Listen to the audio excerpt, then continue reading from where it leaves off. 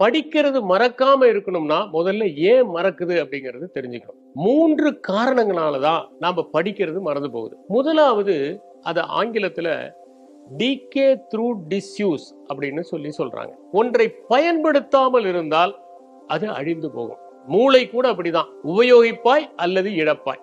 எதை பயன்படுத்தாமல் இருந்தாலும், தொடர்ந்து உபயோகப்படுத்தாமல் இருந்தாலும் அது அழிந்து போகும். இதுதான் முதல் விதி.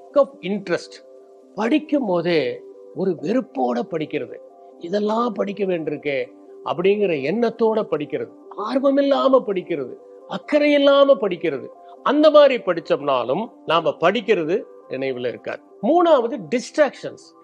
சத்தம், திடீர்னு கைபேசி எடுத்து பாக்குறது, திடீர்னு என்ன மெசேஜ் வந்திருக்குன்னு பாக்குறது, யாராவது பேசிக்கிட்டு இருந்தா அங்க கவனத்தை செலுத்துறது, இப்படி எல்லாம் செய்யும் போதும் அந்த டிஸ்ட்ராக்ஷன் அப்படிங்கிற காரணத்தினால நாம படிக்கிறது மறக்கும்.